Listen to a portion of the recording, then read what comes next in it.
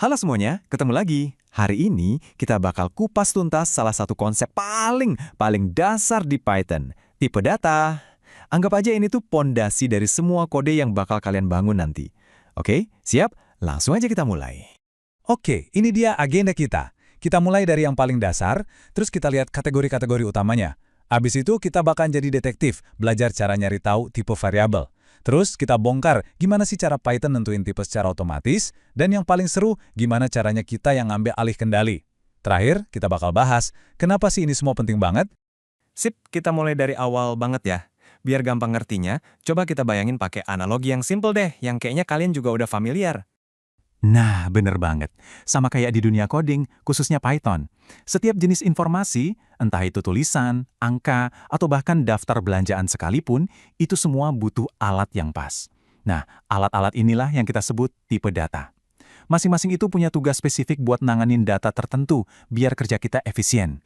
Jadi, kalau mau dijelasin secara resmi nih, tipe data itu intinya cara kita ngomong ke Python. Kayak, Python, variabel yang ini isinya angka ya, atau yang ini nih isinya teks, dan klasifikasi ini, wah penting banget. Kenapa? Karena ini yang nentuin kita bisa ngapain aja sama data itu.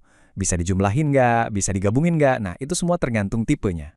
Oke, sekarang kita udah tahu apa itu tipe data. Saatnya kita intip isi kotak perkakas yang disediain langsung sama Python. Penasaran kan ada apa aja di dalamnya? Nah, lihat deh. Keren ya, Python itu udah ngatur semuanya dengan rapi. Buat teks ada yang namanya str. Buat angka ada macem-macem, ada int buat bilangan bulat, float buat yang ada koma-komanya, terus buat data yang berurutan ada list. Ada juga dict buat data yang berpasang-pasangan kayak kamus gitu. Bahkan buat nilai benar atau salah, true atau false, ada tipenya sendiri yaitu bool. Anggap aja ini contekan lengkap semua alat bawaan yang siap kita pakai. Oke, jadi tipe data itu banyak banget ya jenisnya. Nah, pertanyaannya, kalau kita lagi ngerjain kode yang rumit, gimana caranya kita ngecek tipe data dari sebuah variabel? Yuk, saatnya kita jadi detektif. Ini pertanyaan penting loh, soalnya kadang-kadang kan kita dapat data dari luar, entah dari file atau API, dan kita nggak yakin ini tuh sebenarnya tipe datanya apa. Nah, untungnya Python baik hati, dia udah nyiapin alat bantu buat kita. Dan inilah dia, alat detektif kita. Fungsi typeof. Simple banget cara kerjanya. Tinggal masukin variabel apa aja ke dalam fungsi ini, jreng, Python bakal langsung kasih tahu identitasnya. Gampang banget tapi ampuh banget. Yuk kita coba langsung. Misalnya nih, kita punya X sama dengan 5. Kalau X ini kita masukin ke fungsi typeof_x, kira-kira hasilnya apa ya? Coba tebak. Dan jawabannya adalah kelas int. Tuh kan, Python ngasih tahu dengan jelas kalau 5 itu adalah int, alias integer, atau bilangan bulat. Gampang kan? Ini bisa kalian lakuin ke variabel manapun. Oke, sekarang kita masuk ke salah satu fitur paling keren dari Python, yaitu gimana dia nentuin tipe data secara otomatis. Ini nih bagian sihirnya Python. Jadi gini, seringnya kita itu nggak perlu repot-repot ngasih tahu Python. Ini tipe datanya integer ya? Nggak perlu. Waktu kita nulis X sama dengan 20, Python itu udah pinter. Dia langsung mikir, oh 20 ini kan bilangan bulat, berarti tipenya int. Nah ini yang bikin ngoding di Python jadi cepat dan rasanya alami banget. Coba lihat tabel ini. Ini contoh yang pas banget. Kita tulis X sama dengan hello world, pakai tanda kutip, Python langsung tahu itu string. Kita tulis X sama dengan 20,5, ada titiknya, Python langsung tahu itu float. Bahkan waktu kita bikin kumpulan data kayak apple, banana, Python juga otomatis ngenalin itu sebagai list. Semua ini terjadi gitu aja, tanpa kita suruh. Fitur otomatis tadi emang keren banget, tapi seorang programmer yang jago itu tahu kapan harus turun tangan. Ada saatnya kita harus ngasih perintah yang jelas ke Python, tipe data apa persisnya yang kita mau. Nah, disinilah letak powernya.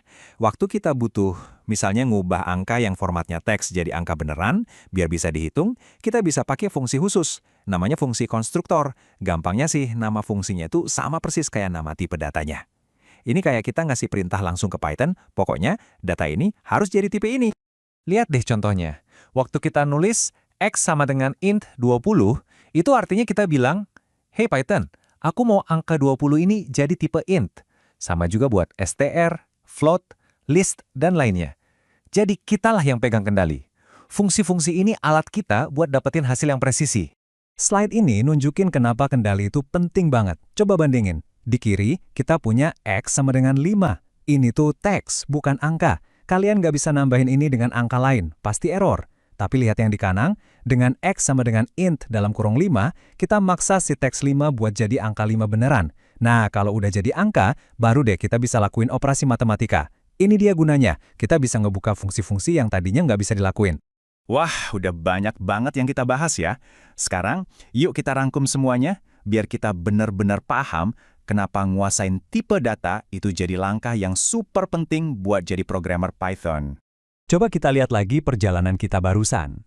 Kita udah ngerti apa itu tipe data, kita udah bisa jadi detektif pakai fungsi type fungsi, kita juga udah lihat gimana Python bisa pinter nentuin tipe sendiri, dan yang paling penting, kita udah bisa ngambil alih kendali pakai fungsi konstruktor. Ini semua, ini pondasi yang bakal kalian pakai terus-terusan, setiap hari. Kutipan ini pas banget buat nutup pembahasan kita. Intinya tuh cuma satu. Tipe data yang beda bisa ngelakuin hal yang beda juga. Jadi, kalau kita paham tipe data, artinya kita paham potensi dari data kita. Kita jadi tahu data ini bisa diapain aja. Ini soal gimana kita manfaatin kode kita semaksimal mungkin. Sebagai penutup, saya mau kasih satu pemikiran buat kalian.